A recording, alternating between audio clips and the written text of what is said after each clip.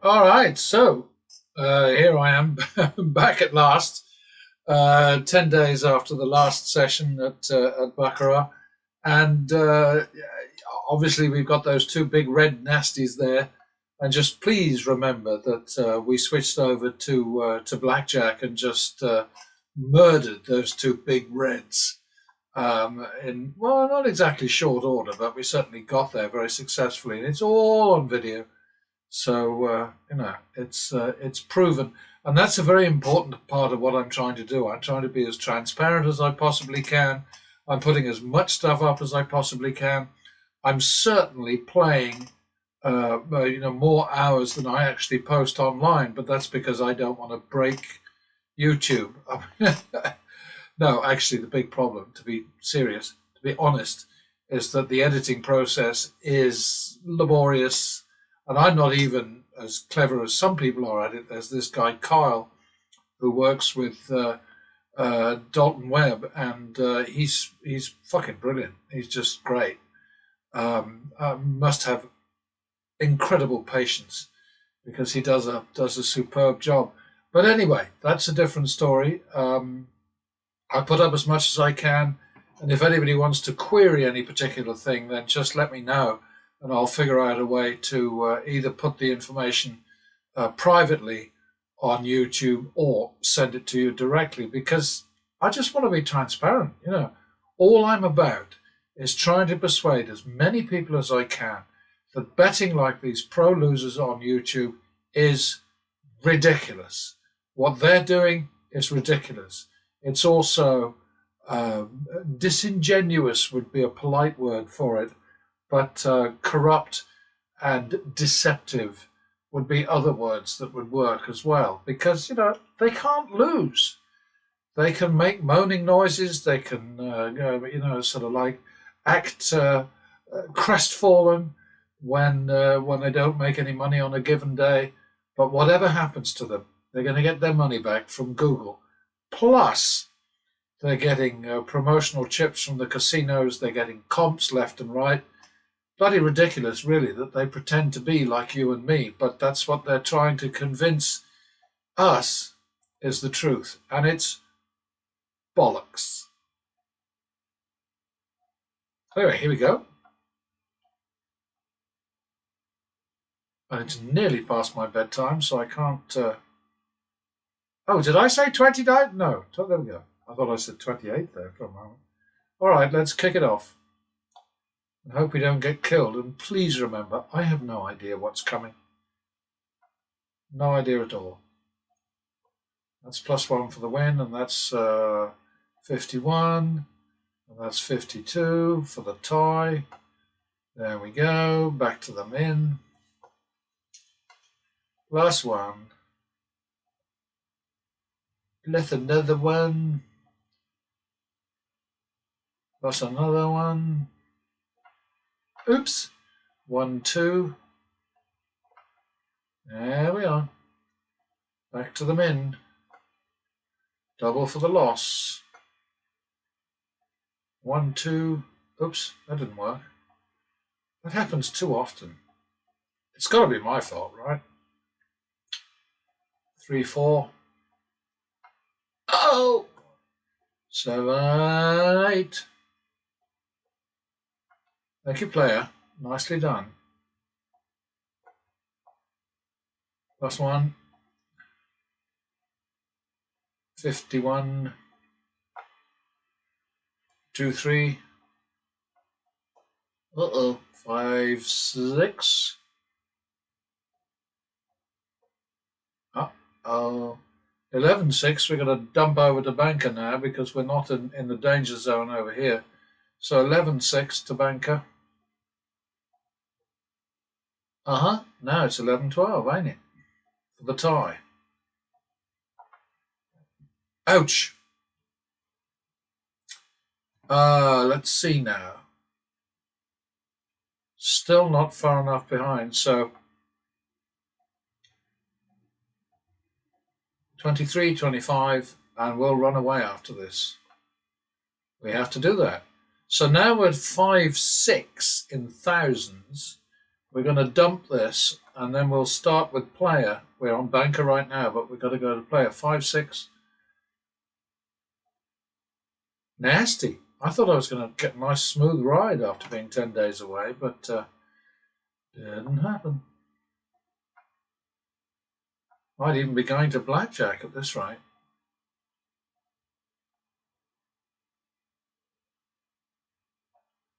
5-6. 1, 1, 2, 3, 4, 5, 6.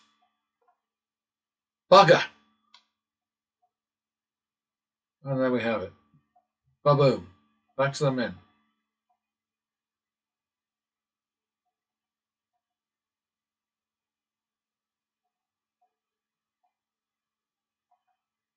Repeat.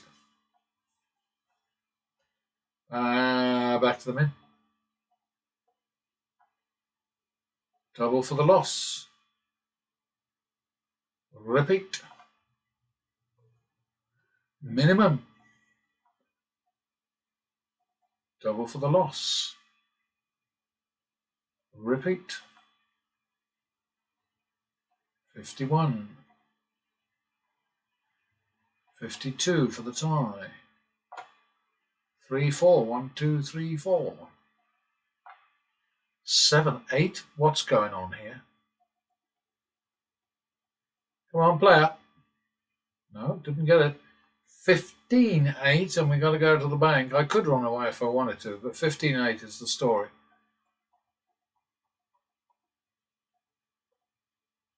And now it's going to be 7-9 for the commission. There it is. Never, ever chase commission after the win. Fold it into your turnaround bet and kill 2 birds with 1 stone or whatever. +1.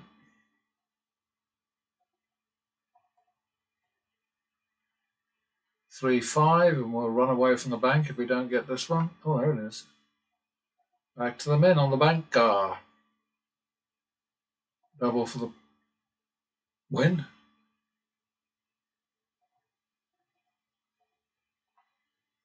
And again, 3, 5. Last bet on the bank. Do it again. Shit. Do it again. Okay, 8, 10 over here on player.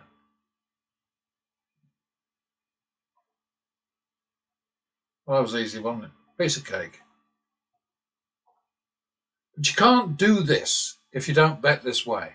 There may be a better way to bet, but what I'm saying to you is if you bet the way the Sirisanis and the Vegas Mats and the Bluffin' Bobs and the dumb sort of high rollers who pretend to be winners like Dana White and Steve Will Do It and what's his face, Crazy Cody Burn Money, it's not going to work for you. I'm sorry. You know, you may think they're gods, they're not. Bloody idiots is what they are, and they're all working for the casino biz. So don't ever forget that.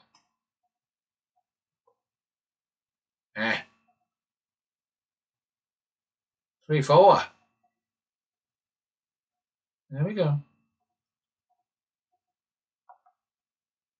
+1.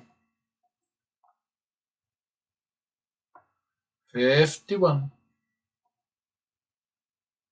2, 3. Back to the min. +1 for the win. 51. Repeat. Back to the min. +1. +1. Plus another one. 1, 2. Thank you very much. +1. 51. 2, 3. Back to the min. +1. Double for the tie. That's plus max. Do it again. Oops, chase it. All right, back to the min. Plus one. Yeah, I mean, these wallies who say that I know what's coming, jeepers creepers. That's 3-4, I think. There we go.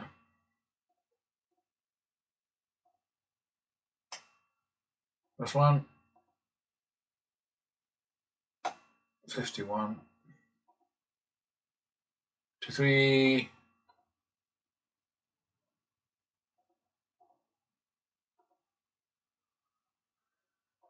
Double for the loss. 1, 2. I was about to say we're going to have to run away from this one in a minute, but maybe not. Not run away, but I mean roll over. Plus one. All right, so we got an easy ride there, 37 to 28. The most important thing is that 11 minutes and 17 seconds, so just less than 12 minutes. So we'll call it 12 minutes. And we made 4, 5, 1, 2. And we'll save the shoe and let's see what we got.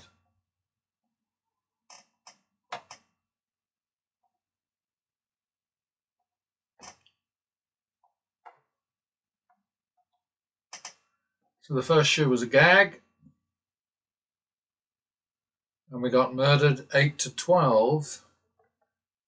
So there's that. And then the next one. 37 to 28. So we kicked ass that time, didn't we? So these two shoes just now, we obviously had more wins than losses. So we can't exactly puff ourselves up John Sirasani style and say, you have witnessed greatness. Jesus.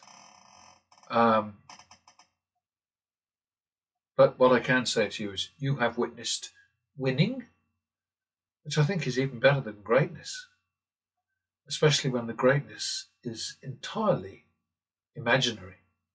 So I'm going to stop for a second, just do the housework here. Okay, so there it is with all the I's dotted and the T's crossed, or is it the other way around? Whatever. I's dotted, that's it. Yes, you dot your I's and cross your T's. You don't cross your I's because that's, that's bad for you. The wind might change. So, money, money, money. That's what we're about. We're not greedy. We're just hardworking and sensible in the way that we bet. Okay? Next time. Okie dokie then. So it's Tuesday the 30th of December, almost the last day of the year. 185 shoes, 8,034 bets, average bets per shoe 43. The win at baccarat is 312 485, which is 8.5% of our total action. The overall house edge is 1.57% against us, which is a little bit high, but not terrible. So that means that if you take that actual value, multiply that by the total action to date, the indicated result, that simply means you take the minus percentage, multiply it by the total action, and you get a number which is just under the date there, minus 57,533. So if you were betting like a total prat, or actually like any of the professional losers on YouTube, the house pets, the trained shills, whatever, just don't think positively about them, please, because you'll be falling into their trap. Indicated result minus 57,533, and we managed to win 312,405. Now, on 2 occasions, we had to run off to blackjack, where there are higher maximum bets, in order to turn around. And of course, surprise, we achieved the turnaround. I've actually got to slightly update the chart because I haven't added the last 2 results. So I'm going to do that. Stop the clock, except of course I haven't remembered to put the clock in. Oh boy. All right, so here we are. We're looking at a very healthy number, 560,000 ahead. A chunk of that came from blackjack, 252,500. That's these 2 blackjack turnarounds here. Pretty bloody great, I think.